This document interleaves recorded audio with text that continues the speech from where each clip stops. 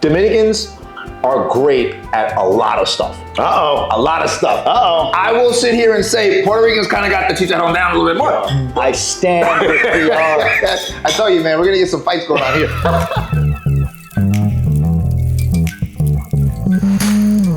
Welcome to Grub with Gruber. I'm your host, Jamie Gruber. This is where we dish with amazing guests over amazing dishes. Today we're at Terra Negra in Cortecito Corrales area of Punta Cana, and I'm sitting down with my guy, Pablo, the trademark lawyer. This guy's gonna go deep on how he spent 7 years living down here in Punta Cana, as well as how he purchased his property, how he earns a living down here, how others earn a living. Really dive deep on what failure means in terms of if you move here and it doesn't go exactly as you planned. All that and much, much more. Be sure to visit Terra Negra when you're back here in Punta Cana. It's an amazing spot. And let's dive in.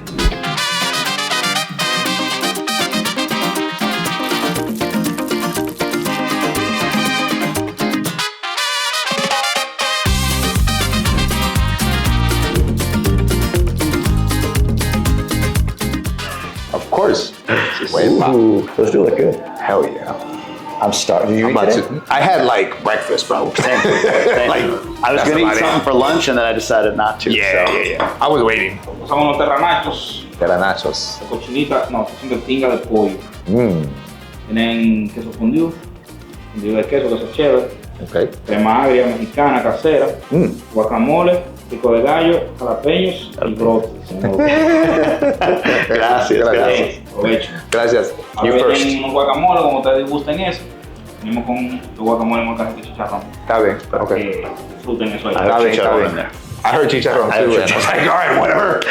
I heard chicharron. I Let's think do I it. talked to you about chicharron Yeah, you initially. did. We Initially, didn't go to the like that. chicharron place. We came here instead. So they I got to love get that. more than that. Yeah. Dig in. So I can. And then I'll come Trying after to you. get here without like breaking everything apart. Nah, here, break it. but Who whatever, cares? That's right? what nachos are for. Right. I mean, honestly, if we weren't on camera, we'd be grabbing this with our fingers. Pretty much. Oh my God. But I am going to start grabbing my fingers now. Let's It's try on this my out. plate. It looks delicious. Wow, look at this. Oh my God. I'm making a mess here. It's all right. It's all right. Supposed to. What is this? This is that pork? Chicken. Chicken, he said that. Thank Chicken, you. jalapenos, guacamole, I say sour cream, a bunch of great nachos, delicious. Oh, that's got a little kick. Yeah, there's a little bit of spice to Not it. enough for you? Not enough, man. We could have put another like 5 jalapenos. You're a spicy guy. This is good. So take another bite, and then we're gonna learn a little about you. Let's do this. I'm looking forward to it, man. Me too. So Pablo the Trademark lawyer. That's kind of your name. Why are you living in the Dominican Republic? How'd you find your way to the Dominican Republic, to Punta Cana in particular? How long we got? No. Well, it's what, 2017, right? We've been here 7 years. 2017, yeah. As we record this? I guess the best way to put it is that you think that, your life is like a linear path, right? I'm a retired police officer. I'm an attorney now. And at 21 years old, I went into the police department in New York City, right? NYPD. And my whole thought process was, I'm gonna do the 20 years here. I'm gonna get my pension and I'm gonna move to Florida, get chubby, and live the rest of my life down there, right? Because like our generation, it's always about get that solid job, work the 30, 40 years, get the Rolex, right? 100%. And then when you're 60s and you're almost 70, then you can go and live your life. Yep. Why? I know.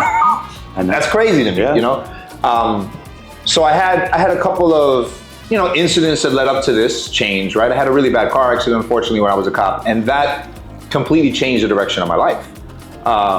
One day you go to work and you're thinking that, you're doing your best at your job, and then all of a sudden you're in a hospital bed, not knowing what's going to happen to your body. You just really don't know, right?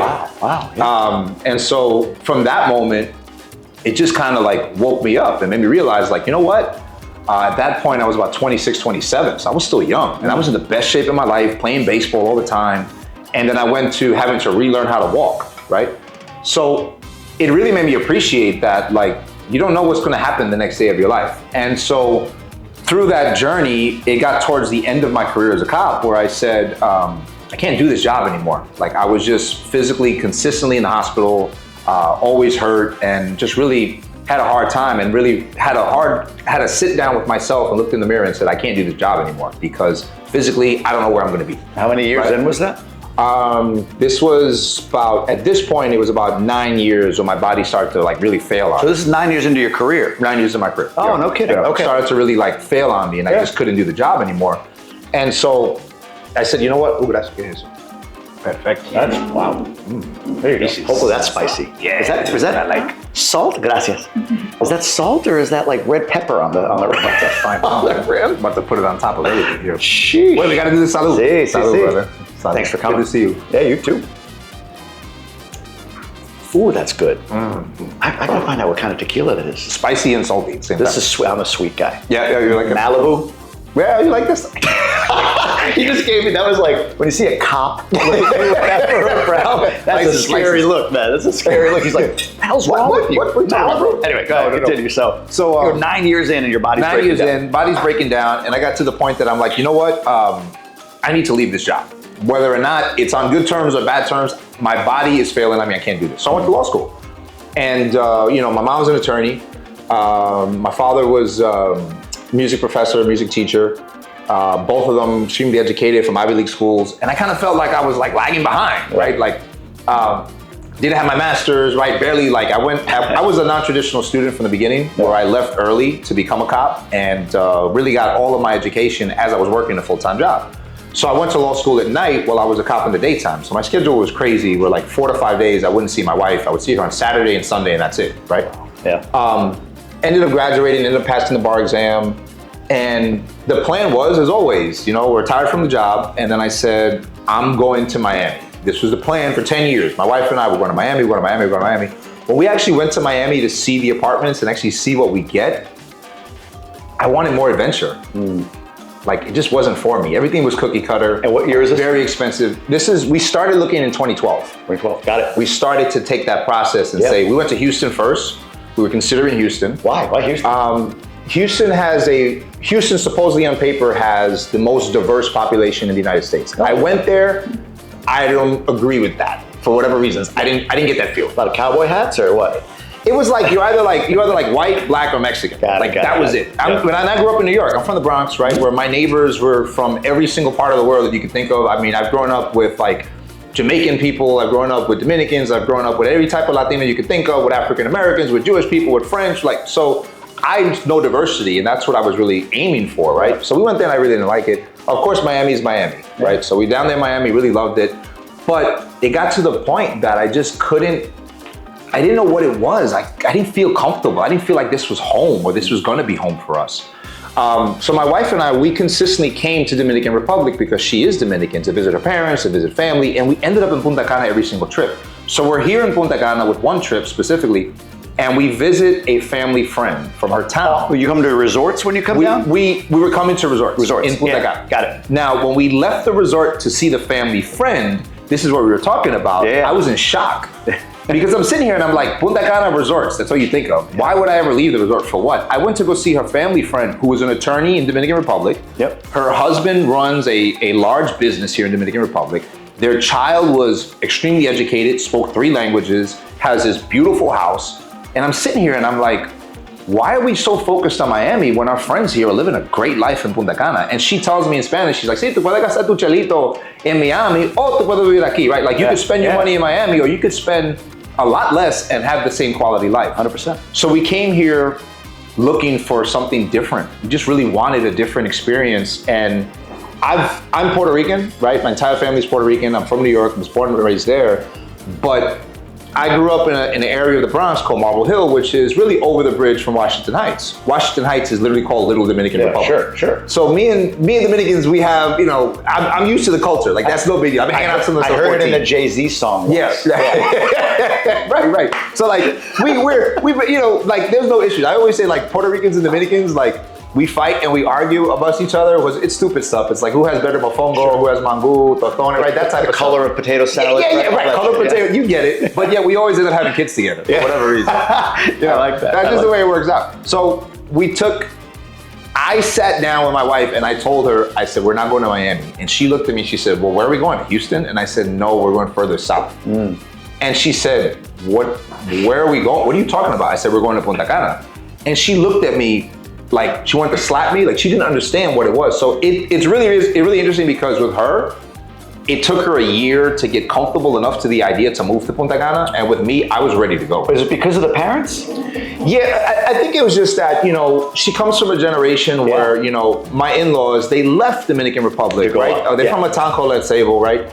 And they left Dominican Republic for better opportunities in the States for their kids. And they did a great job because my wife is super intelligent, marketing professional. Her brother works in the military for the past 20 something years. So their mindset was like, well, why would you go back to where we just left, right? Like, why would you do that? So there was a lot of tough conversations there, but I knew that I was steadfast on making the decision when I sat down with my mother, and my mom is like my guiding light, and I had the conversation with her because she's been here with me tons of times. And I told her, I said, I'm thinking about moving to Punta Cana, and she looked at me and she said, well, yeah, stupid, what are you waiting for? What's why are you waiting so long, man? Let's go do it. And what's the worst that could happen? You have your citizenship. If it doesn't work out, you come back to New York and we'll figure something out. It's interesting. I talked to a lot of people about obviously being here, and especially even Dominican, because most of my audience is Dominican. People think oh, these white people are like, no, unless they come with the Dominican I did, right? It's mostly Dominican Americans, to your point,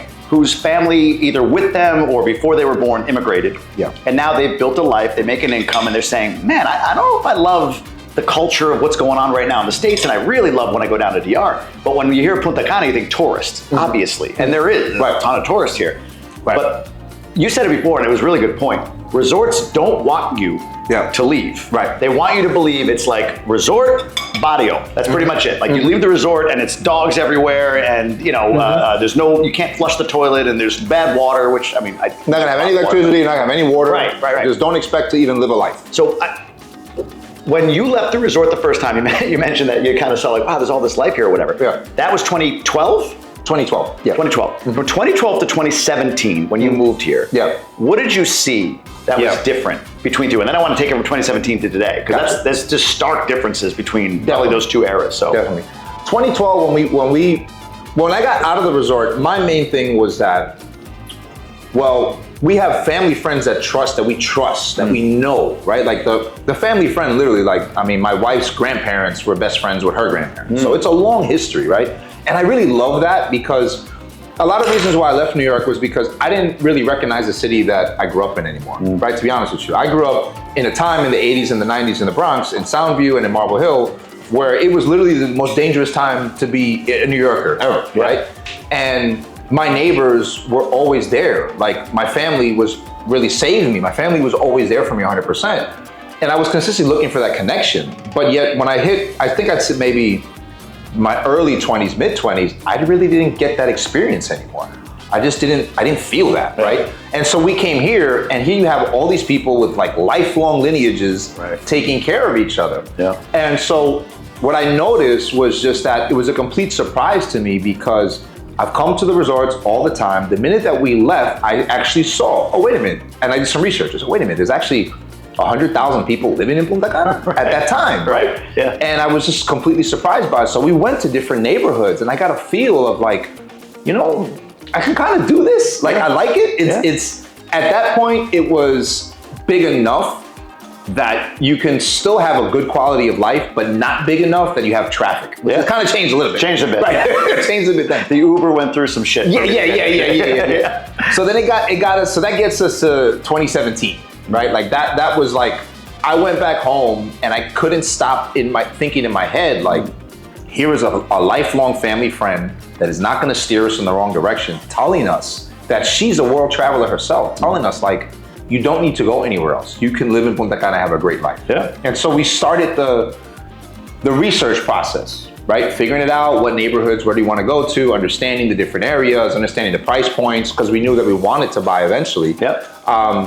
So 2017 comes, and I was able to pass the bar exam. I was able to retire from the police department, and got married about the year or two before that. So I had a complete life change, right? Completely different. And I wanted an adventure. I wanted something different. I wanted to just kind of give it a try and give it a shot, and what's gonna happen? What's the worst that could happen? So 2017 comes, and we're looking for apartments to rent, right? We haven't bought nothing yet. We're trying to figure out where we're gonna stay.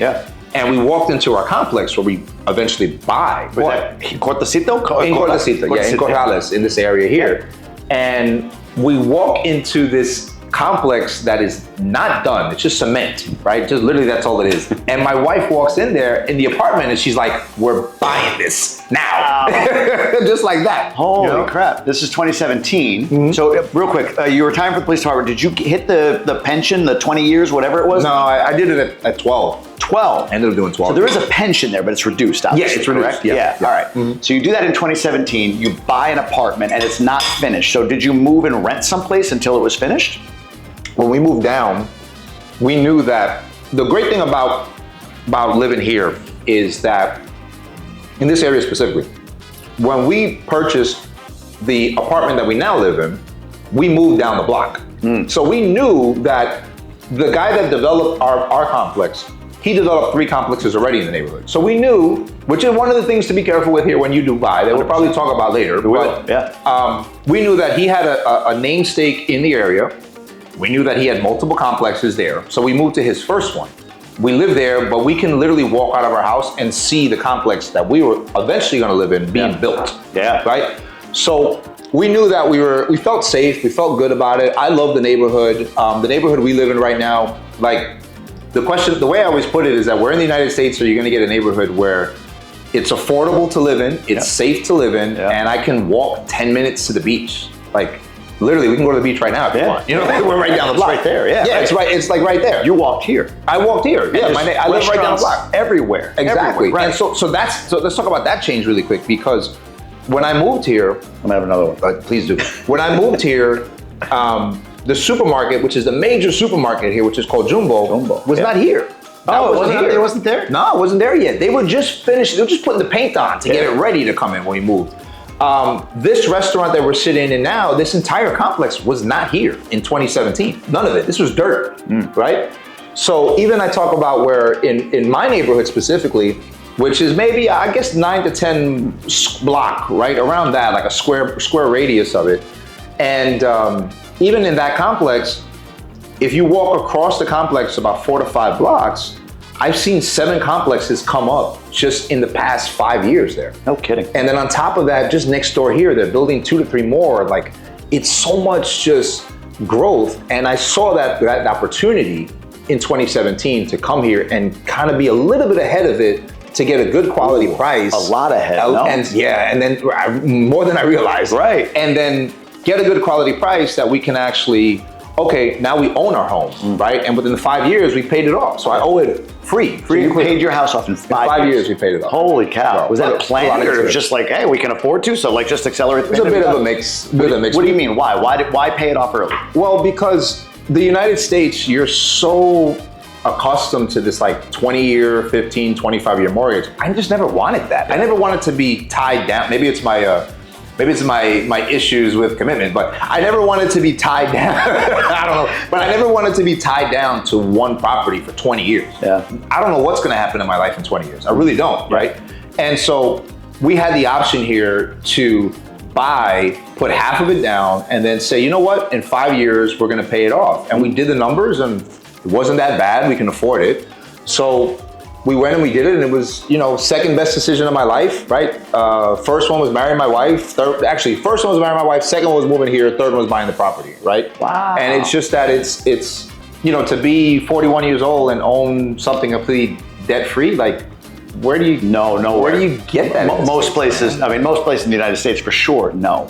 Where else did you, I'm curious, so as you look at it now, because you know the area well, like you're in Cortacito Corrales, and I said this on videos, it's like, hey, if you're single or you're a couple that doesn't have kids right now or whatever, amazing place. Cortacito Corrales, incredible, walkable to everything, young, happening. We come up here with our kids, and we can see around 7, 8 o'clock when we're going home to go to bed, things start to pop off in a good way. Like, it's like there's an energy that comes out. Knowing what you know now, looking at the entirety of the area, do you change that at all? Or is Cortacito Corrales best for where you are right now? Or I think for my life right now, it's absolutely perfect. Yep. The point that kids come into play, probably another area. Yeah. And I say that because the village is great. Yeah. Right? The village is kind of like the gold standard. It's by Punta Cana Village, right? By the people, the Ranieri family that actually made Punta Cana. Yep. I would prefer when the family comes to go to that area. Yes. Yeah. But the point I'm at right now where I'm like basically like working from my home office like 6 days a week, and I'm traveling because I do travel a lot. So I basically tell everybody like I live between the islands of Manhattan, Puerto Rico, and Dominican Republic, right? I'm on one of those, right? You'll find me in one of those places. It's 25 minutes from the airport. We do have nightlife here, but at the same time, I think in the 5 years I've been in this neighborhood, I've woken up 4 times because of loud music. So at the same time, it's not like it's extremely loud and obnoxious, right? I've definitely woken up a lot more to fire trucks in New York than I have here, right? So I think that the neighborhood, and on top of that, the growth that I've seen, we have so many restaurants now. We had a good amount of restaurants. We had a good maybe 4 solid restaurants. That's doubled, right? And so and it's continuously growing and continuously being built and continuously changing. And so I like that. And the energy is great. I mean, growing up in New York, like you need that, and you do kind of like need that city energy every now and then, right? Like me living here, about every 8 to 9 weeks, like I normally travel, and it's for good because I come home as a better person too, right? Sure. A lot of it is for work, obviously, but like every now and then I do need that kind of like bump in the street from a New Yorker. You know, like I do kind of miss that, right? A little bit. But I would never give it up. I would never give up my life here for any place in the world at this moment. And I'm sorry to say that. I just gotta say that I am Puerto Rican and I love Puerto Rico 100%. I love Puerto Rico. I love Puerto Rico. But this is my life here. There's a guy in my neighborhood that lives in obviously Punta Cana, and he travels to Puerto Rico every week for the job he works for. He flies over 3 days. He has an apartment there, and he comes back here. Right? It's only a couple reasons for 40-minute flight. Correct. It's a quick flight back and forth, but there's something to this area that's incredible. The one thing I want to ask is so living here. What's the downside? What's the thing that is you know what? If there's one thing that would make me want to leave this island as fast as possible, it's what, if anything?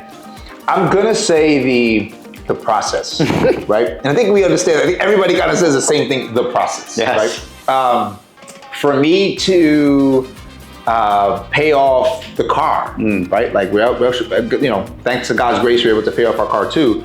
I can't do it online, right? Because it's the final payment. And for some odd reason, I have to go into the bank. Everything goes to the bank. Everybody goes to the bank. I swear to God, they need to put a DJ in the bank. 100%. Right? Because they serve you coffee already. You might as well have a DJ. They do. So we have to go to the bank. We have to make the line. We have to wait there for 20, 30 minutes. We have to meet with the person so they can make the payment. That's going to be a 45-minute conversation just to make a payment on our car. Then we have to figure out, okay, what do we do next? Because now we got to get the title to our name. So that process, that anywhere in the world, it's a pain in the butt, right? But here it's a lot longer. And it's always I know that you came here with these 5 documents, but you missed the 6th one that nobody ever told you about, right? So I think that I am.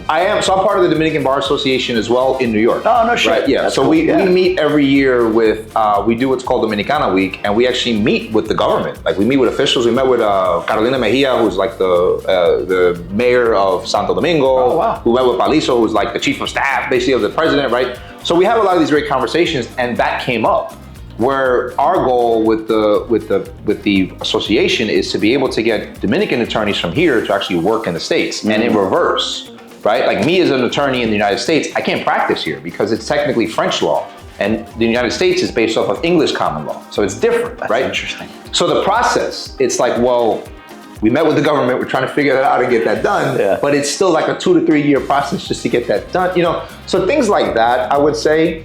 And then I think also, some older school conservative attitudes towards some certain areas of life here, I guess you could say, right? Like, I think that I wish we could kind of move past a little bit of some of those old school mentalities. But I think that's really it for me, man. I could deal with that. I'm with you. It's funny, the best, easiest, simplest version of the process that I can think of is the grocery store. There's no, last night I think just recently started to get the self-checkout lines, but there's no self-checkout lines. There's a person there. You're beholden to whatever the hell they want to do, however fast they want to go, whoever they want to talk to while you're trying to get through it. And it's funny, when I go to like Nacional or anywhere, you can tell who's either a tourist or just moved here versus who's been here a little bit. Like I was the guy at the beginning when I first got here, like, you fucking kidding me? Like, how long does this take? She left. Where is she? There's 20 people in line. Where the hell is she going? And now it's like, like, you pull out your phone and you see the guy behind me melting down. Like, what's going on? You're like, newbie. Now you said something there, right? that I noticed when I first came here from New York. We came, my wife and I, we sat down at a restaurant. There's no food on our table, there's no drinks on our table, and we're just sitting here. So we're like, where the hell is the bill? Like, what the hell is taking so long? I don't understand what's the problem here. Yeah. And then we realized that that's just the culture here. You can actually get a meal, you can actually just get a coffee in a restaurant and sit there for 4 hours and work, and nobody will bother you. Not at all. Right? So even with the process, there's like good and bad. Like you kind of learn to deal with that too as well. And I think that it's just, there's much more positive for me here than there ever will be negative. Like it just, and that goes for anywhere you live. Anywhere you live in the world, you're gonna have that same thing where it's like, this sucks. Yeah. But these kind of good outweigh the bad. So it's like, nowhere is perfect. Yeah. I completely agree. 100%.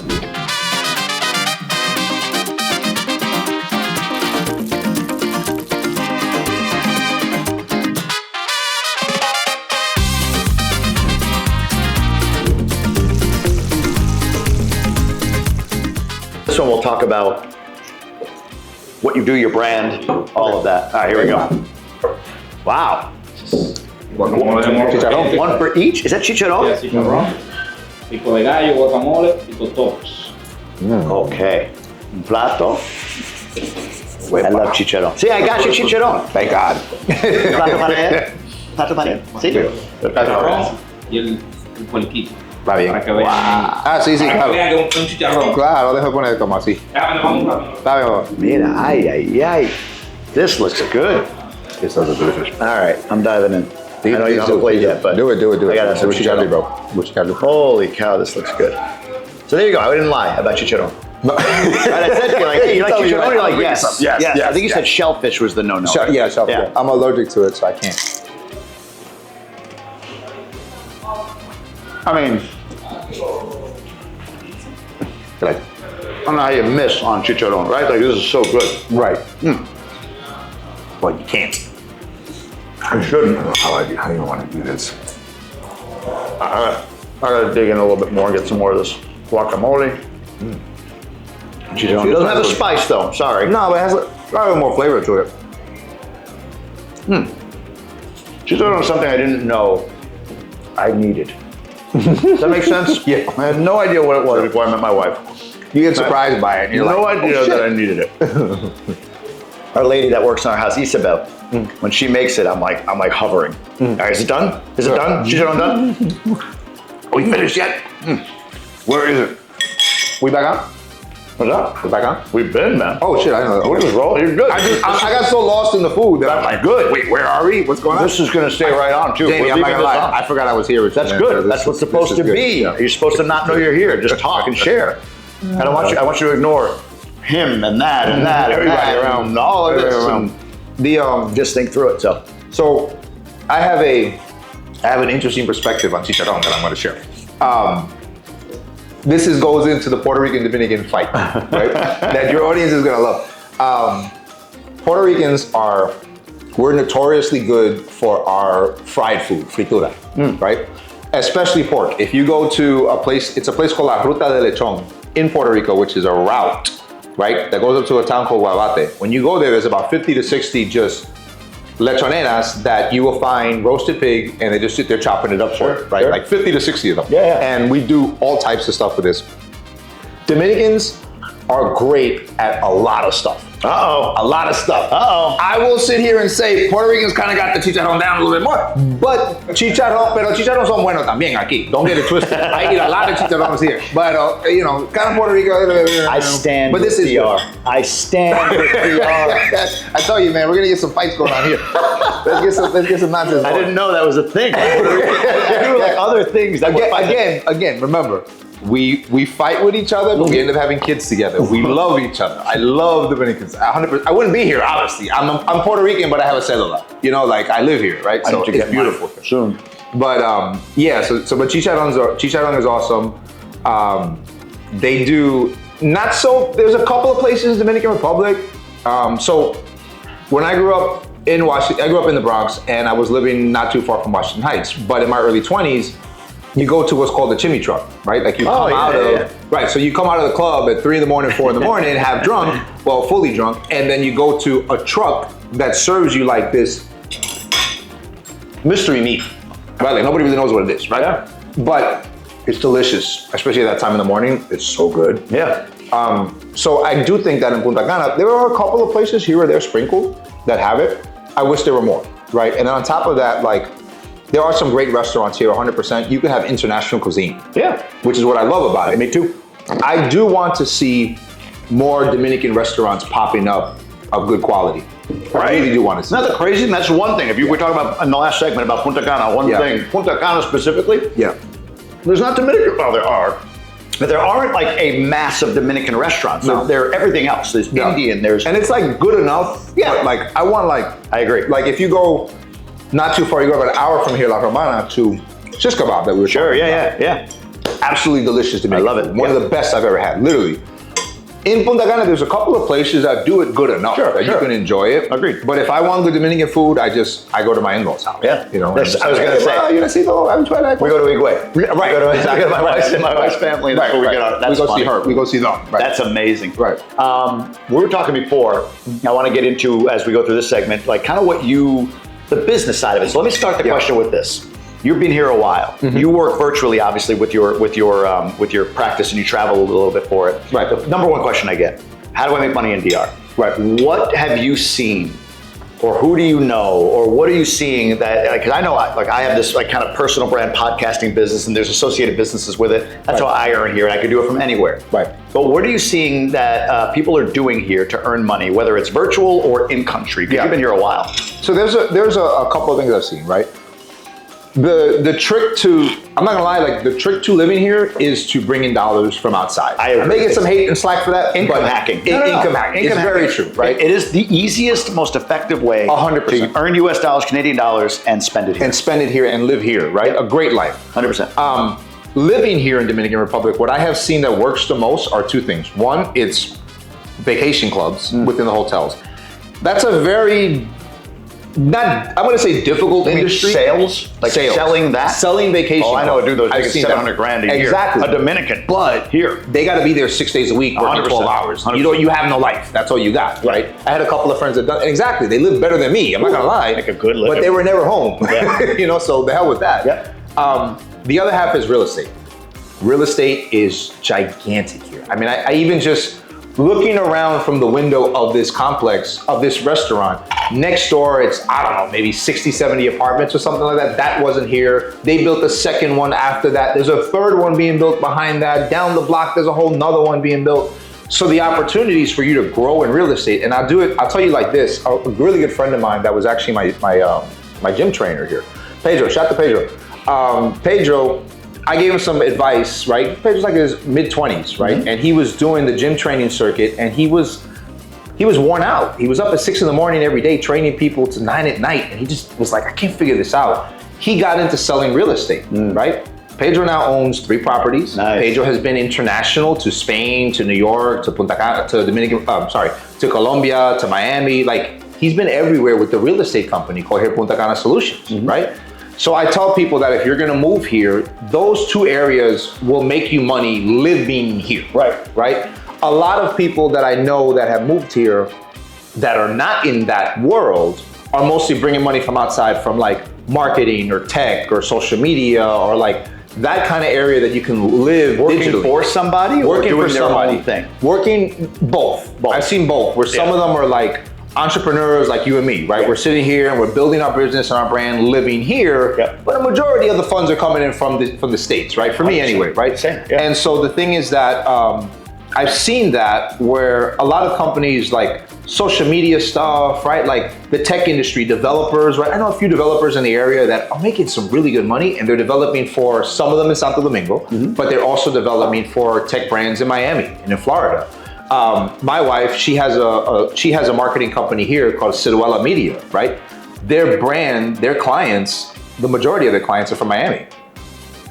But we live here, and she markets here, and she does everything here, but yet they're all based in Miami, right? So things like that, and I think that would just, I moved here before the pandemic, so I've been a remote worker literally for 10 years because I was also doing these political conferences, right, in Puerto Rico, in New York, and through that, didn't require me to be in one place. I would just fly in for the event. I prepare for it months ahead of time, and then just run the event, and that's it, right?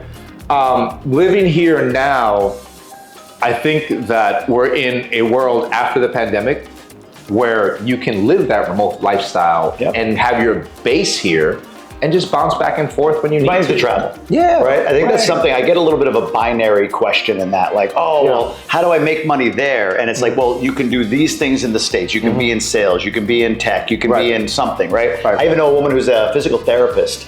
And her base is Tampa.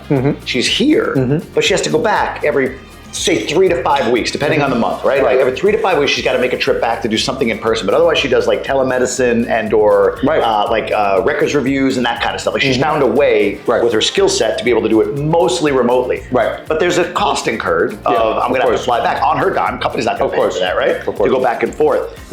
And it begs the question for me. So this I've found, I think this is like an understated perk of being here. I found a really cool, like, I don't want to even say expat, but just entrepreneur community here. Have you found that? Like from the network, because like a lot of people move to New York or Silicon Valley to be around the kinds of people they want to be around to grow, right? Have you found that here for you? I think it's growing. Yeah. And I think, you know, how we met, right? Like the event that you did, I always talk about that all the time. You did a great networking event that you brought all these people together. And my network grew because I didn't know all these people were here doing the same thing that I'm doing, right? So I think that even like you need to do more of that here, right? I would like to see the entrepreneur community to grow in Punta Cana because a lot of us are here, entrepreneurs doing this, but we don't really run into each other as much, right? And like that's I guess like kind of going back to like the things that I wish we would have or like kind of could change is that we do have a couple of like co-working spaces here. There are, right? There really are. The issue is that I think we need like more of a push onto making it a remote center for entrepreneurs to come to and work. Because who doesn't want to live near the beach? I mean, like, you know, like why the hell not, right? And I think that this beach in particular, and I think that having that, and I'm not like, I'm talking about like Latinos, I'm talking about like Dominicans from the capital. The one thing that I have seen a lot of the past couple of years I've been here is people that just don't want to live in the capital no more. Yeah, we're going to get into saturation in this segment, especially, but yes, I see the same thing. And coming here. So I think that I'm not going to sit here and necessarily say that I have found my entrepreneur community in Punta Cana. I really haven't. But thinking through it, most of my friends are entrepreneurs here. But we don't have that click to be able to say, let's come together and figure this out together. I'll have to work on it. Because I enjoy that stuff, man. I love masterminding. I love bringing people together. I know you do. And I love a concept you talked about before. So let's just dive into failure. Oh, jeez. Oh, boy. We'll be trashed by the end of this. All right. You got to finish that now. Like in one gulp. Today's Friday. Why not? I Ubered, so I'm good. I got to go to my kid's soccer game. Remember, I can walk from here. That's true. I got to go to my kid's soccer game, though. I'm going to be belligerent. Like, you motherfucker. Oh, see, gracias. She's like, can you please get out of the way so I can take this thing? I'm gonna failure. So this is something we were talking about before, and I'd love to get into this topic because I think here's to me the segue between the two. I believe in this country, those that work here, like in the U.S., entrepreneurship can be anything from like, wow, what incredible innovators, all the way up through, I just want to look good on Instagram. I want to call myself that on Instagram. Interesting, Here it's survival. It's literally survival. Like I look at entrepreneurship here as simple as 14-year-old kid, as sad and as unfortunate as it is, needing to eat or feed his family, he finds roses to sell. He's cleaning windshields. He's selling cashews at the toll booth or whatever, right? Like entrepreneurship, you survive only because you're an entrepreneur here. So failure, as you build your business, because these people here, obviously, like especially lower income folks, like there's a lot of up and down within a very Talk to me about what failure is to you and what you think it should. Well, tell me about failure is and what you think it should be. I'm gonna get drunk. Go ahead, man. Enjoy it. It's Friday. For me, I'm really glad you brought that up because I'm doing a podcast called Failures Only Podcast, and we're growing Failure this out. is only. Failures Only Podcast. Failure is only. Failures Only. One word. Failures Only Podcast. Only. I want to make sure people hear. I know. That's why I said it 3 times. The goal of it is that we're redefining failure. We're creating this kind of like members only idea, right? Except it's like not exclusive. It's this club of people that have been through failures, and that's their road to success. That's how they got to that successful moment, right? So for me, failure is always about, I have an interesting perspective, and I'm glad you brought that up because I've been trying to have this conversation with everybody I meet, right? What is your definition of failure, right? My definition of failure is different from yours. My definition of failure is if I'm doing the same exact thing in March of 2024 that I'm gonna be doing in the same exact thing of March of 2025, I failed because there's no growth. Okay. Right? So I don't have a set definition of failure is this. My failure is that if I haven't grown in the past year, I'm doing something wrong and I'm failing. I need to keep going. Because for me, complacency is where in the past, in my life, what I've seen that I failed the most is when I was complacent. I was comfortable, took it for granted, right? Working with people that I thought were gonna take care of me for the rest of my life, right? That type of shit. Sure. And then it goes back to my car accident. And all of a sudden I had this car accident and it's like, wait a minute, my life is different. This is different. I had people that were friends that were saying that I was making things up. They were not my friends anymore. Right, yeah, all the time. So you get this really interesting range of what is failure. And that's why we started the podcast, because we wanted to be able to, it's me and two friends of mine, Carlos and Jamal, we wanted to be able to give this broadened perspective that failure is really subjective. It's up to you what you determine as failure. There is no set definition of it. It's whatever you define it as. Okay. So let's get in the positive of it. Let's say that for me, it's a step in the right direction. I like this. Yeah. Go in deeper on that. Because meaning of failure. So definition of failure for everybody is different, but what does failure mean to you? Yeah. Is it a good thing, a bad thing? What does failure mean to you? Right. To me, I think it's just that there's no progress. To me, right? I need progress in my life. I need to grow consistently. 100%. All I am about, today was a great day for me. Today was a non-failure day for me, right? Because I got my article that I wrote up on blockchain, which is a whole nother story we'll get into later, in the Bronx Times, came out today. I'm sitting here with you, right? Yeah. These are great moments for me, but these are things that I didn't do last year. So I'm not failing right now. Yesterday was a failure for me because as a lawyer, I had a case, I had an issue that kind of lost. And the same thing happened to me last year over the same nonsense. So I'm super pissed off about that, right? So that's the way that life is, just, it's ups and downs. And when it comes to failure and success specifically, like I always put it as a good friend of mine, Jeff Grossman, who was a sergeant for me in the police department when I was younger, he told me, he was like, life is just riding the waves, right? The whole point of your life is just to stay afloat. It's not to be on the high end and feel great about it, or be in the low end and crash. You're just trying to stay afloat the whole time. If you can have that same attitude through life, you'll be fine, right? So for me, again, failure is... Wait, real quick on that. Yeah. Will you be fine or will you thrive? What do you mean? So being fine to me is like, you made it. Yeah. You got to the end, you survived. You can't get to the thrive unless you're just floating. And what do I mean by that? Okay. In order to get to that thrive, you're not gonna have 365 days out the year where you're thriving. It's just not gonna happen. 100%. Most of them, you may fail most of them, right? But the highs are so high, right? But when you hit that low and you're just kind of like trying to stay afloat, right? Like trying to stay afloat, not necessarily doing the same nonsense, the same thing every day, trying to stay afloat because you hit that low, right? You're not gonna get to the high unless you learn how to get through that, because what is it they always say? That like you gotta fall in love with the journey. Yes, 100%. You don't fall in love with the successes, you gotta fall in love with the journey of it, right? And so the journey is all about both of those. It's about enjoying the highs. When you get to the highest peaks and you get to those highest waves, you're thriving your ass off. But it's gonna take you probably 10 of those days where you're like, I'm just kind of trying to get through this. I'm trying to make sure that I'm alive. I'm trying to make sure I'm breathing. Oh shit, this happened. Yeah. Because nobody sees the undercurrent of it. You know, it's like, you ever seen that meme or like that's online where it's an iceberg, right? And it's like the iceberg, this half of it, with the Chicharron with the little pig, this half of it is underwater, right? And then the iceberg is up here. Everybody already sees this. Sure. Nobody sees that part. Most of it is underwater. Most of it is underwater. Right. Most of it. Did you say mem, by the way? Mem, yeah. Is it mem or meme? Meme. I say sorry, meme. that's my English and Spanish. Do you say GIF or GIF though? No, what do I say? Heave. I should have known. I say heave, come on. I should have known that. Wait, can I just talk about that really quickly too? Me growing up in New York, right? My Spanish, for example, which I'll message you again. My Spanish growing up in New York, I didn't speak Spanish fluently for the first 20 years of my life.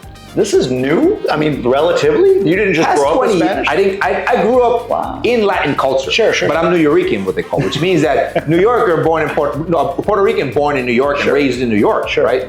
So my thing is that, I didn't speak Spanish really very good for the first 20 years of my life, maybe even 25 years. Living here now for the past 7 years, I think in Spanish.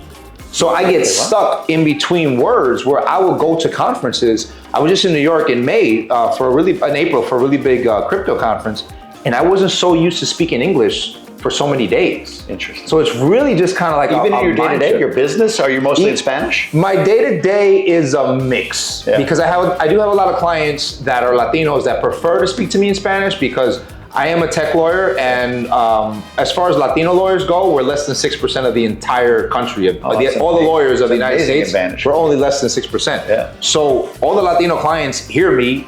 They know that I speak Spanish. They know that I understand the culture. I understand where they come from. And so we share that. So a lot of when I meet with them, I speak mostly in Spanish.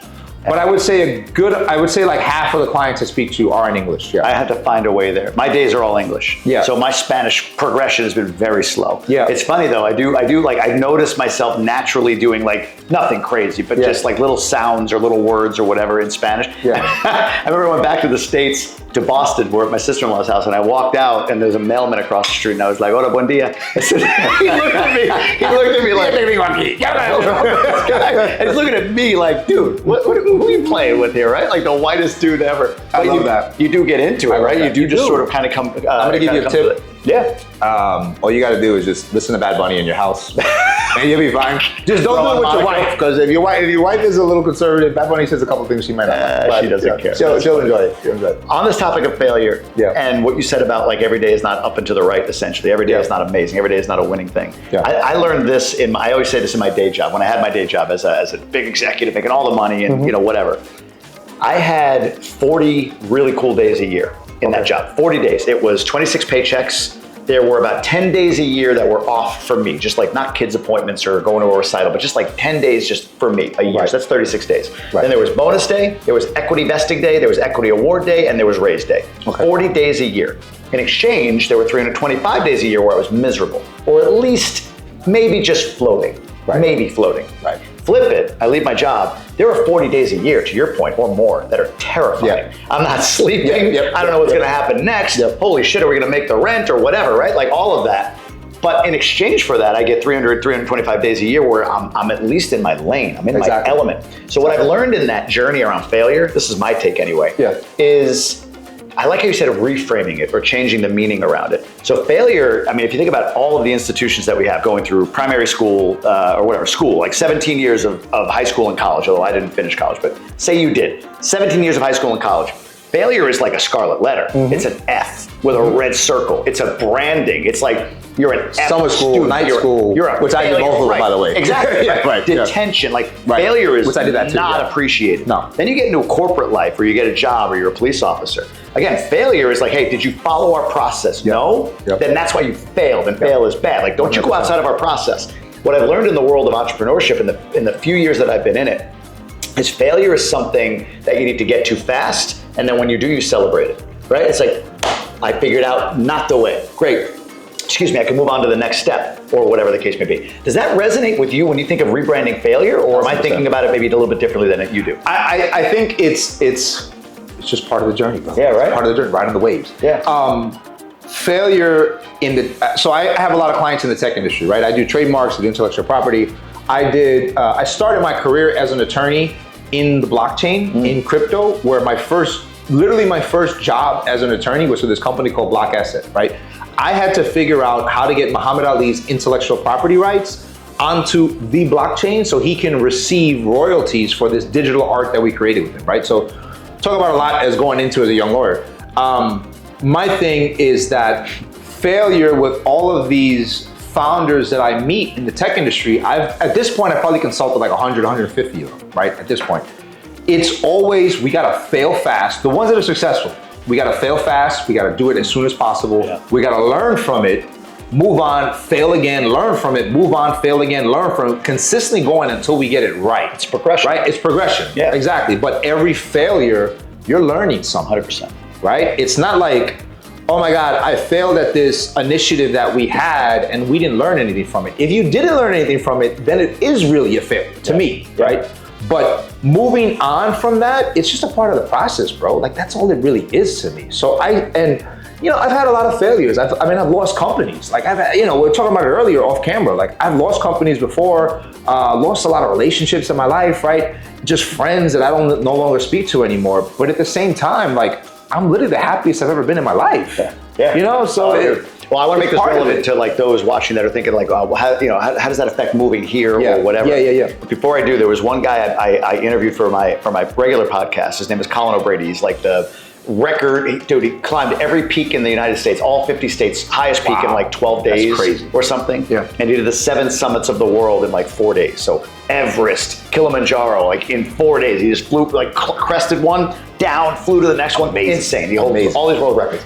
And he said, look, most people live between 4 and 6. They're afraid to go like too far to get to 10 and they're afraid to drop to 1. He goes, but the ones, when you go down to that bottom, that big failure, you have to have the ones in order to have the 10s, right? Perfect. Exactly. So I think about moving here. So I did a video on YouTube. Some people gave me shit about it and I get why. And it was like, I put like $51,487 to move here. Okay. And for a lot of people, it's like, are you crazy? Like how the hell did that add up? And I went through it. It's like, look, we pay more for rent than most, right? We decided we were going to be here for a year. We're like, whatever, just get a place. Just do it. We can afford, yeah. So we had to put 2 months deposit plus the rent. That was 12 grand. Then I went into the school, like we had to pay 15 or whatever it was for school. Right. And we paid up front. We didn't pay in monthly installments, so you don't need to do that. But I put all this down as if, and I think people assume that it was like, oh, like you knew or you had it. And it's like, no and no. So I got here under the assumption, because all we had to rely on was my wife's family in Higüey, that like this is like $17.42 to make this move. It's the Dominican Republic. Right. It'll be cheap, no big deal. Right. And then I kept getting kicked in the mouth with like, God, we sold this car because we thought in the States, because we thought that amount was a 12 grand or whatever, like boom, we got our moving expense covered, right? No, it kept adding up and adding up. It adds up. I got to my 1, right? Exactly. But to your point, the 10 of it is for me, I'm still here, still standing. Smiling, for the most part. Got a positive attitude. I tried to. Yeah. We stayed an extra year. We're in for the next, God knows how many years. We just paid the school tuition for next year already in advance. We're sitting here in May as we record this. So like for somebody who's wanting to move here and is talking about like, wow, but I got this, I got that. It's like, listen, it's not that you won't go to a 1. You have to be okay with the idea that you're going to learn some stuff by making this move. Of course. But to your point, the payoff, I've never been happier. Exactly. Right. And so it mimics a lot of what I say when it comes to failure, is that a lot of us fail because we don't fill out the application, right? And I say that because you don't fill out the application, that's it. You're dead in the water, because nobody's even going to know that you're trying to get in the program, right? It's the same thing I see it as in moving here. It's like, well, if you don't ever take that leap and actually come here, then how will you ever know? Like you're never gonna, you're failed because you didn't even take the first step, right? Living here, you're going to go through some shit, but that's the point of life. That's the part of it. Like it's nothing wrong in saying this is a completely different culture than the United States. You're in the Caribbean, right? Like that's just natural. 100%. So it's like, and I give you two sides of it. Yeah. I've had previous neighbors that have moved to Dominican Republic and they're no longer here because they wanted to bring the United States to Dominican Republic. It's not gonna work. Right. I've had other neighbors who literally do not speak a word of English. English or Spanish? I'm sorry, do not speak a word of Spanish. They get burnt very easily in the sun, right? They need to put SPF 19,000, whatever. He's gonna be Dominican by the end of the show. Right? But yet they are retiring to Dominican Republic. Yeah. Why? Because the positives are you get all these beautiful people that are super nice, super helpful, super awesome. You get to live near a beach. You want to go to Playa Esmeralda, which is a virgin beach 45 minutes away from here. You want to go get the best empanadas in the world an hour away from here. You want to walk to the beach that's close by 10 minutes away from here. Like the differences are that you have to be able to fill out the application. You got to take that first step and come in and learn as you go. If you come here for a year, you come here for 6 months, and it's not what you thought it was and it was a complete fail, well, guess what? Now you got a cool story to say. I actually lived in the Dominican Republic for 6 months, and I may go back. Right. Because I guarantee you, once you're here, there's going to be some twinkle later on that you're going to want to come back. You know what scares me more? The failure that scares me more is at 90 years old, when I'm almost over, I go, man, what if I did that? Yeah. Why didn't I try? Like you said, you tried it, didn't work, but you know. Like that wasn't for me. I did that. It wasn't for me. Another thing that I've learned throughout my like 4 careers already is that I need to try something to say whether I liked it or not, right? And I've done, as an attorney, for example, right? Working in the crypto industry, I actually do love it a lot, right? I really do. I enjoy it because it's a brand new industry. I'm working with all these young entrepreneurs. I have a firm that I call Side Hustle.law, right? That's the name of the firm. Why? Over 50% of millennials and over 70% of Generation Z have a side hustle, right? So I called it that because I said, well, this is a generation that I want to specifically talk to, a demographic of people that I want to work with because they're willing to take that risk. They're willing to take a different approach and different understanding on things, right? Now, the thing is that working with that crew, with that age group and that like demographic, you realize they're willing to take those risks. Like they're willing to do it. And I admire that because I kind of feel as if like, if you just don't take that first step, you're never gonna know, man. You just never will, you know? So why not just take it and see what happens? And what's the worst? You come down here and like you said, okay, you may have some days where you're at 1 or 0, but then one Saturday comes and you go to Isla Saona and you go on a beach and you're on this like deserted beach with all these beautiful people, this beautiful food, like, all right, it's not that bad. You know, like it's great. It's great, man.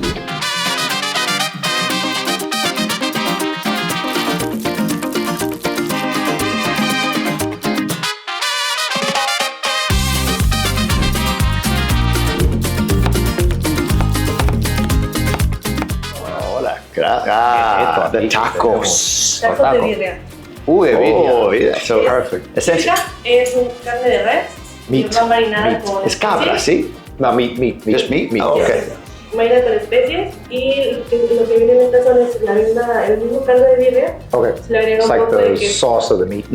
Okay, perdón, con queso. Se le agrega un poco de queso Okay. para un poquito más de sabor Okay. y tenga, ¿cómo se dice? Ese plus. Cuando lo hagas el taco, lo mojas en la salsa y te lo comes. Y te lo comes. So, gracias. So you basically take it, dip it, eat it. All right. I think I caught most of that. I'm proud of myself. Yeah, you did most of it. I looked at you a couple of times. Not all of it, but most of it. You were like, I got to say this because I said it at the jump, but I'm going to say it again. Thank you to Terra Negra for hosting us here and allowing us to try some of their food. Thank you so much. Are we in Corrales technically? Or yeah, this is it's like Corrales. This blend, side is like Corrales. The other side is Cortecito. I say I live in Cortecito. People look at me like I'm crazy, but you know, it literally was like when we first. So it's really interesting too, bringing that up. Actually, when we first moved here, go ahead. The streets were called something different. My street was called Calle Venezuela, and there was somebody in the neighborhood decided to change the name of the streets. So now it's like Calle Balaguer or something. It's anyway. It's just part of the big. Well, either way, anybody in the area, come up to Corrales Cortecito and check out Terra Negra. Get these tacos. I thought they were goat. I thought I read that on the menu, but I'm wrong. Fresh is meat. The dip is the showstopper though. Gotta rock with the dip a little more. You dip. You double and triple dip. You go George Costanza. I'm doing. I'm so mad if you brought that up. I needed tacos today.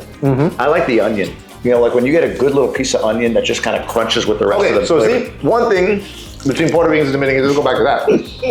My wife is gonna hate this show, but it's all good. I'm gonna give the props. Dominicans do something with onions here that I have no idea how the hell they do, right? There's some sort of way they cook it with like vinegar and like salt, and it's just onions. But the way it comes out, like when you put it on top of like mango, I've never had that in Puerto Rico. I don't know why I've never had it before. I think you're just trying to make up for the last second. Yeah, maybe, Good buttering up. What do you guys think? Could be possibly. He's just making you feel like, oh, he loves Dominicans again, right? Yeah, that's all he's doing. We hope so. Yeah, no, of course, claro. I'm not gonna lie. I'm gonna go on camera and say you're probably gonna have to bury me in this country because I really don't have any interest in ever leaving. So there you go. Wow, that was good. I know we'll have the other one as we go along. I want to hear your take because you've been here a bit. There's the question. This is the big question. Okay. Is Punta Cana? Let's see Punta Cana. I don't think DR generally is that's too big a question. No. Is Punta Cana oversaturated? Is there too much real estate being built? Is there not enough demand for what the supply is? I think that we're getting there. right? And I say that because my other concern with living in Punta Cana is that every couple of months, there's a new real estate project that pops up. Yep. Again, down the block from here, they put in maybe 7 buildings that have, or 8 buildings that have like 6 to 8 apartments in it, right? Right next to my house, they put in another building. Down the block, it's another building. So there's a lot of complexes. In just this area alone, there's maybe 5 to 7 very large complexes that are being built. What is the problem with that? Anytime we get a little bit of rain, the street floods. This past week, we lost power because we had a bad rainstorm and we lost power for like 6 hours. Here, where I am, right? nada. Exactly, It's right. crazy. Right. A few miles. Yeah, right. So that's my thing is that like we normally don't lose power. Like we're pretty good. It happens, but normally we're fine. I would like to see, I guess, more infrastructure being added to that real estate as it grows. For example, again, this area is a big U. We have one road in and it's the same road that goes back out. Yep. So what does that mean? All these construction trucks, as the real estate companies are building all of these complexes, they're on the same road as the motoconcho. They're on the same road as my car. They're on the same road as as somebody that's learning how to drive, right? So we do have a lot of accidents, unfortunately, because the Dominican Republic is one of the more dangerous places to drive. And you talk about that a lot on your YouTube. That's true. And your Instagram. So I think that like, I'm not gonna say that we're oversaturated. I don't know if we're gonna get there for a while because there still are a lot of areas to build. There still is a lot of land. But is there enough demand, do you think? From Santo Domingo, from the United States, from Europe, from Canada, do you think there's enough incoming demand? My take is like not a real estate professional is yes, there is enough demand. Yeah. I think so. Because of the fact that all of those complexes that I mentioned, they're sold out. Right? That's the crazy thing. All of That's them. not bullshit. That's not some marketing slogan or they're whatever. Like, all sold out, right. Every single time. The trick to buying real estate that I've learned here is one, making sure you have a verified developer. There are a few large developers in the How do area you do that? great. How did you do that? Because you mentioned like your developer did 3 projects. Like that sounds great. Okay, but I'm sitting there listening. It's like, well, how do I know? What do I say? Hey, have you done any other developments? Like, how do I know? Or how did you verify? With our developer, we were literally like living. It was a little bit different situation because we were like here in his first complex. So we knew that in the same area, the same block, he had 4 complexes already. So we're like, okay, this guy is invested in the country. He's invested here. All of his complexes, people are living in them. They're finished because a big problem here is that people, when they build, as developers build, right, most of the time they're using the money as they're selling to continuously build. Correct. So that's a problem because if they don't sell half of it, then probably won't build, so they need that money. With him, we knew, okay, these have all been finished, these have all been accomplished, we see what they are, we know that they're running, we know people love it, we talk to people that we're good. So we were here doing homework. Now, I could do that. I'm not saying everybody can do that, that's not for everybody, right? So if you're outside looking in as opposed to living here, what I would do is I would go with the bigger companies. I would go with Noval, Noval, they own this area. They do. I mean, they A lot got... of people are saying though, they're long on their delivery dates right now. They are. I do agree with that. They are. I'm not disagreeing with that. But they're still huge. And they're still building and continuously building. And they're late on deliveries, but they're still delivering, right? Like at least we could say that, right? 100%. So I would look towards the bigger projects. I would definitely work with real estate agents in the area that are trustworthy in a sense that they'll answer the phone when you call. Yeah. Another issue that we kind of had here was that like, so I'm an attorney, so I was like, I don't need no damn real estate agent, I can do shit myself, right? And we did, I didn't go with a real estate agent. I have seen a lot of friends that are more trustworthy with real estate agents. They would prefer to do that because they don't live here, they're not here every day. So that's understandable. I would just say that follow the bigger companies that have people that know what they're doing in real estate, because I think we're at the point now that another angle to the real estate game is that to professionalize a little bit more in terms of testing, in terms of consistent training, in terms of this is the things you need to get done to be a realtor. You need to pass this test, right? Like I'm used to that from New York, where you have to have your realtor's license, right? Here, as far as I'm concerned right now, anybody can kind of do it, 100%. right? Yes. Now, are they working towards that direction? I've heard like, snippets from people here and there that they are going in that direction. Standardizing. Make sure there's licensing and some sort of like board that kind of oversees. A board that gives you a license, that gives you a verified check that you know what you're doing, right? So I think that some advice to people that are buying here from the outside that don't have the flexibility to really stay here long terms, right, before they buy, I would say go with the bigger company. I agree. Yeah. Look, so I have to put this out there because people ask me all the time, and if I don't say it, they're going to say like, "Hey, who's a good realtor?" I'm building that network. I built a network with that. Exactly. So anybody that wants a realtor, info@jamiegruber.com. We'll get you connected. Just need your WhatsApp number. So putting that out there. But to your point, the ones I'm working with, they are top realtors with top companies. Right, they're the ones that have proven track records. Exactly. They've sold a ton of stuff, and they know this market, and they're working for one of the big 4 or 5 brokers that are in this country, never let alone. And they're going to answer the phone when you call them, and they're going to return your emails. Correct. Exactly. Not going to be perfect. Nobody's perfect, but they're going to be professional realtors. Not. And we have them in my wife's family. Fly by night, like, oh, I could do real estate too, like an add-on or a bolt-on to kind of scratch a little bit of a commission. So yeah, no, I completely agree. That is the thing. It's funny, I feel like we're not oversaturated from a demand to buy perspective. My fear is that the demand to buy for many people, the condition of buying is there's an assumption that they're simply going to offset or eliminate the cost of buying with Airbnb or with short-term rental. That's where I believe or wonder if we're at a saturation point. So I'll tell you with my experiences from my complex, right? We have 6 buildings. Each building has 6 apartments. So we're at 48, right? 36, isn't it? Wait, no, I'm sorry. It's 48 apartments altogether. So 8 my math is 6 wrong. apartments. 4 floors. We actually have 4 floors.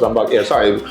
Way too many drinks going on right here. And I became a lawyer, so I don't have to do math. That's margarita math. Yeah. So we're at, anyway, whatever, 48, 60, something like that. I think 48. Every winter, right, there is a line. There's a waiting list for people to get into my complex, mostly Canadians that want to move down here. Yeah, that's a big thing in Puerto Rico. There's a lot of very Canadians much up so. here. Yeah. Most of my neighbors are Canadian. Yeah. Most of them, and I absolutely love them. They're super fun, right? With that, it's long-term rentals. So yeah, they have an Airbnb to kind of pick it up in the summer here, days here and there, but they know for 4 months or 5 months, they're gonna get this couple that is retired, that is sick of Canada, want to get away from the winter, and they come down to live in our complex, right? And they have a bunch of them, have an amazing time with them. They've all left. Right now, it's absolutely dead. It's literally me and my pool, right? Like, there's barely anybody there, right? So I think in that sense, Airbnb, if you're gonna do long-term, winter time, you'll probably be booked in this area specifically. Agreed. But you gotta remember to keep the prices high in the wintertime, and sorry I said that, but it's the truth, because how are you gonna offset the cost in the summertime When you got nothing. when there's nothing going on? Right. So I think that it's a little bit of both, where the Airbnb market is saturated, Yeah. but I think that you can still offset a lot of that if you're smart and take the long-term rentals from specific people in the wintertime. And I think you'll be fine with that. Not everybody wants that uncertainty, and not everybody wants their apartment empty for the summer. So I think it's both. Personally, from my point of view as my current state, I want to buy more property. I don't want to buy any more in Punta Cana. Okay. Where do you want to buy? I'm looking to either the capital, right, for a nice city apartment, and that would be more some Airbnb, but more for me to visit. I'm looking to Puerto Rico, right, because as far as We knew it. my culture, He tried to make it up. I definitely want to get something to Puerto Rico. Definitely want to get something to Puerto Rico, so I can go there whenever I want. But in terms of Punta Cana, I wouldn't buy. Let me take that back. Let me take a step back, because I'm getting in trouble here. Really back. He's reeling it in. Really back. I wouldn't buy another property in Punta Cana to rent. Okay. I would buy a home. I would buy a place that I can call mine. Well, yeah, kids, you move to the village, you Exactly. move to La Palma, Exactly. What if I want a backyard? Like right now, I'm in a condo. I love where I live, but we're on the second floor, right? But what if I want a backyard? Or if I want a little more space, a little bit more privacy than what I got already? I would do that. Sure. To buy another place here to rent out, I don't think I necessarily do it in my neighborhood. Maybe a little further in, because the costs are lower. But just know you're going to get a lower return, right? And rent it to Dominicans that live here. Not necessarily focus it all on vacation and people coming from the outside, but Dominicans that work in CEPEM, Dominicans that work in the malls here, Dominicans that have their own businesses here. the rent is a little bit lower, but you're going to get people that are going to stay there 2 to 3 years. Yeah, sure. So that's steady. So I think it's a little bit different. For me, again, like I wouldn't buy in my neighborhood because I know how my neighborhood runs and I already have an apartment here. So if we move to another area, then I would just rent out my apartment. You wouldn't sell it? No, I wouldn't sell it. You'd keep it? I would keep it until the day I die. Could you sell it quickly? Yes. You think so? Resale. so. Resale would be good. I think so. With again, my specific situation, right? Our complex is one of the last bigger complexes in the neighborhood, right? Like a lot of the apartments that were built after that were built, I don't know, maybe 100, 200, even 300 square feet smaller than ours. So we have space, right? Yeah. And I've seen the demand, I've seen the price. It's gone up, property value has gone up $100,000 in the past 4 years. Wow. Right? And it's gonna keep going up. Yeah. So I'm not selling because why? If the property value is gonna keep going up and I love where I live and I'm rent free, then no, I'm not moving, obviously. But if I move to someplace else, I wouldn't sell this because I know for a fact that at least in the wintertime, I can get it rented out. But my situation, I don't have the mortgage to deal with. I don't have the extraordinary payments to cover, right? It's just $180 a month of like HOA fees. That's all we got, right? So with that, I don't mind having it sit there for the summertime. Maybe I use it when I want. It's interesting. I did this video recently. Stats are 41% occupancy rate in La Altagracia in the whole province. Okay. Let's assume Punta Cana is a little higher. Let's say it's 50% here. Right. But what you talked about is really interesting. One is that AirDNA is taking data from Airbnb and maybe VRBO. So they're taking like the listed units rented short term. Gotcha. But to your point, there's probably, and I know this because when we came down here, we rented Airbnb when we first got here, but we really made a deal with the manager outside of Airbnb. Exactly. Right, so it wasn't on Airbnb. Right. So occupancy might be a little bit higher. I've seen that a lot too. And more to your point, it might be like, well, all right, let's say occupancy is like 50, 55, 60%, but the cash flow that you make from November to March, April is significant, especially in that December, January timeframe when Christmas and everything else. So in the summer, it might be vacant, right. But if you dollar cost average the year essentially for like a nightly rate, it might work out to be like a reasonable amount that you get to offset the cost of owning the place. 100%. Oh, that's interesting. 100%. So it's more like, and I've seen that a lot just from my neighbors. Yeah. Where like, again, wintertime, my complex is completely booked. Gracias. My complex is completely booked. There is no more space. There is a waiting list to get into my complex. Yeah. Literally. Once May comes, where do you want to live? Any apartment is available. Now, did you finance with a mortgage here? Initially, I went to the bank, and so I'm glad you brought this up. Actually, initially I went to a bank here. This was 5 years ago. The interest rate they were trying to give me was 6.5%. At that time, that was high. It was extremely high because the United States was like 3 at that time, right? So I'm like, how am I going to do this? Which is an option here. The actual builder, the actual person that constructed my complex, he came to us last minute and he said, "I'll give you 5.5%." Wow. So he said, "Let's do it with just us." And I got you. Don't worry about it. Yeah. So we jumped on that right away, of course, and did it right. Well, I'm curious. I'm sorry. 5.5% for what? 5 years. 5 years. 5 years. 5 years. We had 5 years. We had to pay 5 years. To pay 5%. How much of the value of the property? I put half the property. At that point, the property was 160. Yep. Right. The property value is now 280. So it's worth it, right? Yeah. I put half down. 80 down. And then we put the rest was through him. Oh my God! So you got a car loan. Exactly. A nice car. Right, a nice car. Right. I got a D-Wagon or whatever. Right, Yeah, exactly. So it's worth it. So that's why I'm sitting here like breaking my head over it at one point, but then I'm like, actually, this is worth it. It's fine. Let's do it.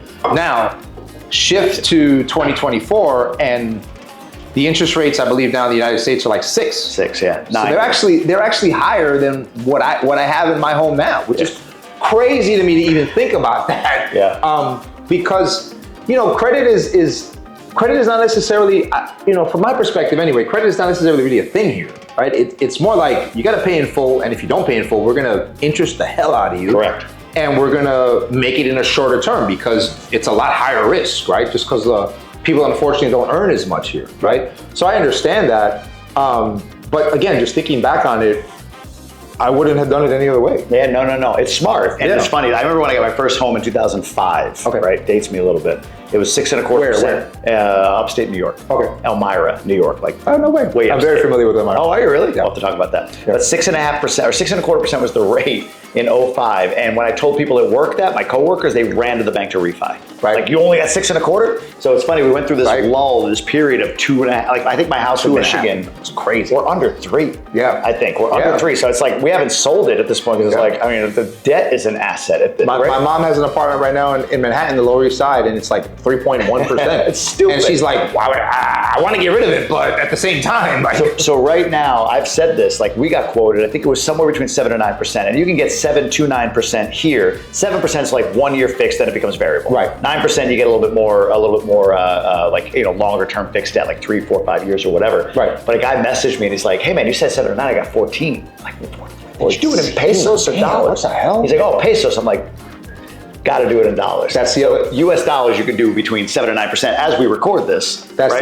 the other. Pesos are more expensive. Yeah. It's more expensive to finance with pesos. 100%. So yeah. And I think that kind of goes back to even just the trick to living here is to bring dollars in from outside. 100%. Because that's just the way the currency is here, and we can't really do anything about that right now. So you kind of got to just live in it and do your best. Yeah. That's all you can really do. Would you invest anywhere, like right now, as you look around the island, the country? I mean, we say the island, but it's 2 countries. So when we look around the country, you mentioned Santo Domingo. Is that the spot for you that you see investment possibility, or are there some other places that you would say, man, I'd look here, I'd look there? I think that today in 2024, from this side of Punta Cana, this side of the island, I would look at Miches. Right, and I say that because there's a lot of solid investments that are going on in Miches. There's a lot of property that's being built in Miches. There's a lot of resorts that are being built in Miches. When I first moved here, there's a road that goes from Punta Cana all the way up to Miches, which is on about an hour and a half northeast on the side of the island, right? That road wasn't there, right? And you know, we always kind of say here that like, if there's a road, that means something's coming, right? Because they're, for a reason, they're building it. So we have a highway that goes there. I would do there because you can get some land. I wouldn't necessarily buy apartments yet because from my point of view, it's like, well, there's no airport there yet. So are people really gonna travel into Punta Cana to drive an hour and a half and miss all of this neighborhood? Like, I don't think so. Yeah. But to buy a piece of land for cheap up there and maybe a developer buys it for me later on, or I develop it myself there, yeah, I'd do that. Yeah. As far as like the capital, I would do it for the capital because of the fact that even living in, maybe cost effective, it doesn't make sense, but because of the fact that I would know that I would have an apartment in the capital, that anytime I got to go to the capital, I can just stay there and not worry about it, and Airbnb it as I can, right? Like, I would do that. I don't necessarily think that that would bring me some sort of like long-term investment, but I think my next goal here is to buy land. It's definitely buying property and not apartments, like literal land, and just kind of sees what happened. The Village right now, for example, is there's like Village East and Village West, right? Village East is done, right? Like there's nothing being built there. Village West, once that closes out, you know, they're gonna have to go a little further up north or something to figure it out, the Randetti family over there. But they're selling land in the Village for like, on the Village West for like $225. Now here, that's expensive. Yeah. But if you put $100,000 into a home there, 120 in the home, it's going to be a $600,000 house. So you're going to deal with the headache of building. Of course. But something you said a minute ago about being like, I've always said that there's a specific advantage to being here while what you're having built. 1,000%. While being here while, you know what I mean? So being here as it's being built. As being built.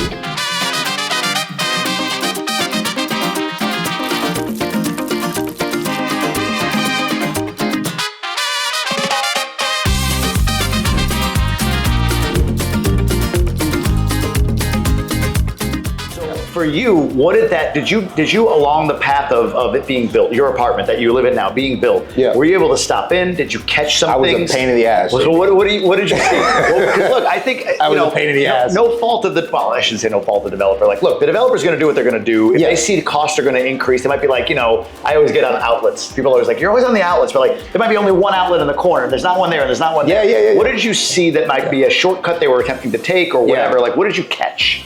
I think with us, what we caught was, so another piece of advice is that anytime you buy something here, They can come in on that. It's fine. yeah. Anytime you buy something here, once you get it, inspect the hell out of it. Yeah. Get a checklist. Ay, Dios mío. Gracias. Flan. Gracias. This is coco de flan? Flan de coco. I did it the wrong way. Coco de flan. No, Flan de coco. Flan de coco. That's two of these. Is that a cherry? Yeah. Two of these. Here, let's get another one. All right. Anyway, what was I saying? What were we talking about? We were talking about developers. what building. you saw that could have been. We went through with a checklist and made a checklist of I think it was 20 points that they needed to fix before I moved in my apartment. That's right. good. It's good? That's good. Awesome. Sorry, go ahead. So they needed to fix these 20 things before I lived in my apartment, right? Now, with that, they were extremely amicable towards that. It wasn't an issue because they understand that we're giving you this property, we want to give it the best that we possibly can. Yeah. Now, it wasn't like, oh, I don't like the kitchen, I want to rechange the kitchen. You could do that, right? Like when it was being built, I know neighbors that was like, I don't like this kitchen cabinets, I'm going to change this, get rid of the stone. They had to pay for it. But the developer came in and did it for you, did the work, right? With us, it was like the same thing. It was like, well, these light switches are upside down. Like, what the hell? You know, like this one doesn't work. Like, what's going on here? There was a couple of things of unfinished parts of the bathroom, in the windows, right? It was like chip paint. They didn't finish it, right? So stuff like that, you have to definitely go through on them and get on it. But as we were living here, there is an advantage to being able to just pop in whenever you want and just be like, that's my apartment, I want to go look at it. And what are they going to say? No, you can't go in. Right. So we would see the progress. So at least I saw the process, and I know that we were both on top of them 24/7. Like, when is it getting done? When is it getting done? When is it getting done? It was delayed 6 months. Granted, we did have a hurricane. So this was at the same time that Hurricane Maria hit, right? So I was here. Talk about crazy, man. I've never been in a hurricane in my life growing up in the Bronx. In 2017, How big was that? Here. 5. It was a 5 when it hit? No, when it was here, I think it was a 4 or a 3. So yeah, it was a 4 or 3. Okay. It was big. And it was in this neighborhood. We got flooded for days. We had no power for about 4 days, and we had flooding. It was pretty rough, right? And I was kind of freaked out because, like I said, I'm used to snowstorms. I'm used to hurricanes. Yeah. At that time, we had a delay in the process, so we got 6 or 7 months delay. No big deal. It wasn't really that bad of a deal at the end of the day. What the problem was that, well, we were living in one complex, and now we needed some sort of short-term lease because we weren't doing it for a year. We didn't need it for a year. We needed it for 6 months. Luckily, I had a friend here that was a realtor, and he was able to talk to a guy that owned an apartment in Canada, and it was the same thing. Wintertime, nobody was there. All right, yeah, I'll let him do 6 months. Don't worry about it. So I do think that the real estate market here is very flexible, way more flexible than the States, right? I believe one of my friends, what they mentioned to me was kind of rent to own, which we were looking at first. Well, how can we kind of rent with you, and maybe some part of that goes towards owning or something like that. We didn't really find too much of that. I have heard it exists, but it's very much owner dependent. It's whatever you think and what you want to do with the property is pretty much how things go down. Yeah. So I love there's a lot of advantages here. Last quick question, and then I want to make sure people know where to reach you and everything. But before I do, I want to say this. I want to thank I guess I want to say La Terra Negra. Terra Negra. No, it's La Terra Negra. Terra Negra. Terra Negra. I want to thank It is La. You can say La. Honestly, for hosting this Coco de Flan. What an idiot. Flan de Coco is incredible. Everything was incredible here. I appreciate all of you hosting. And again, if you're in Punta Cana, get off the resort. Don't listen to the hotels. They don't want you to leave. They want you to spend money for you to leave with them. Right. Pay for the excursion, pay for this, pay for that. Just get an Uber, get a cab, get a driver, get off the resort, try out 100%. Try out this place, right? 100%. Well, before I go to the last question, where can people learn more about you? Where do you want them to follow you or reach out or whatever it might be? I'm on Instagram. I'm on Twitter at Pablo Enrique ESQ, Pablo Enrique ESQ, right? You can find me on LinkedIn, Pablo Segarra, Segarra. That's my last name. And then, of course, my firm, sidehustle.law. All of my stuff is there, right? So you can find me there. That's probably the easiest way to get me. Beautiful. Hurricanes are a big question people have. Oh my God, what about hurricanes here? I lived through one here, Fiona, Category 1. Not bad. A couple days, everything was cleaned up. It was all good. Yeah. Category 4 is a big one. I've heard people say I wouldn't stay on the island. How many days before life started to resume after Maria? So I've been here for 2 hurricanes. I'd say that both of them, it was maybe 3 to 5 days that like things were pretty much rolling back into action, you know?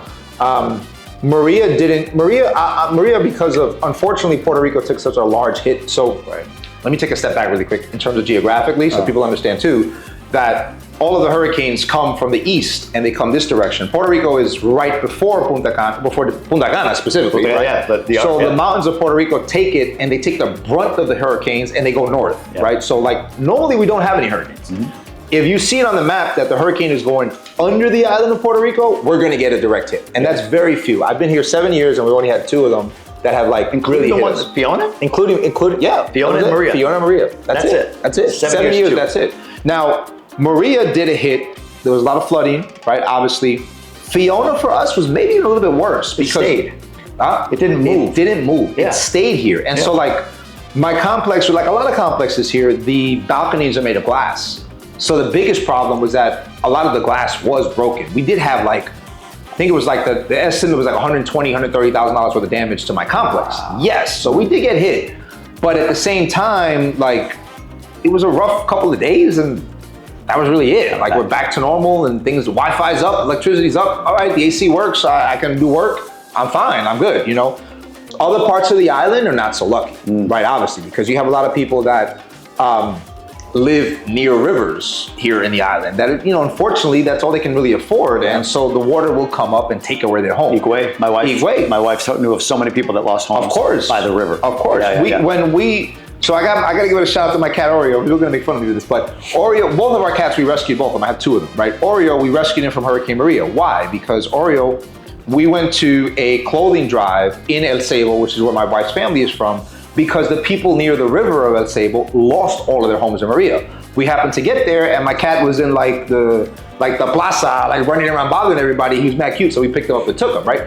But I say that because like I've seen that also too, where people have like, I've given my own clothes and bought my own supplies to help them out.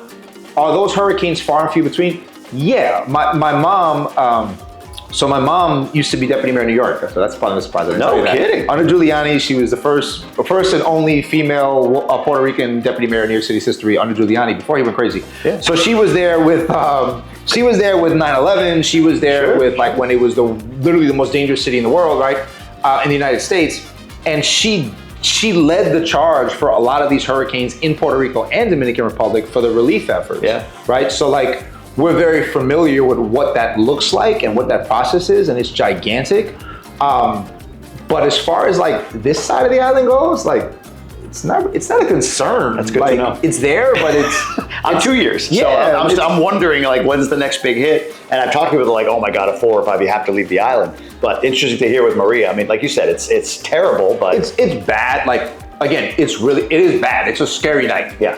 But that's it. It's a scary night, right? You're over it. Do I think that like I'd want to be here for a Category 5? I don't want to be anywhere for a Category 5. I don't know about that. But I know that walking through my neighborhood, for example, the next day after both of those horrible hurricanes, right? Yeah, power is down, trees were down, some glass was broken, stuff like that. But thank God, like it wasn't like some catastrophic flattening event that unfortunately you see in Florida.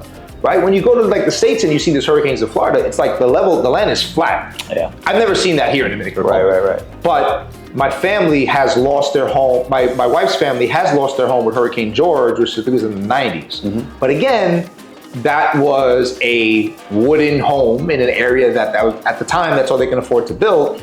And it destructed, it was gone. So when they build back, they built a concrete building. Sure. And that's not gonna go away in a hurricane. Yep. You know? Amazing. Yeah. Well, this was fun, man. I hope we get to do this again soon. I appreciate you walking 5 minutes or whatever it was to get here. Such a long walk. No, this is cool. There's stuff we didn't even get into, but it is what it is. Maybe we'll do it another time. So I appreciate you, man. Love it, brother. Thank you so much. Thank you for having me. Absolutely. Very proud of you. Keep it going. And we need more community events by you. I got it. In Punta Cana. I'm going to keep bothering the hell out of you for that. I'm bugging you, man. I'm on it. Love it. Thanks all for watching. I appreciate you. We'll see you on the next one.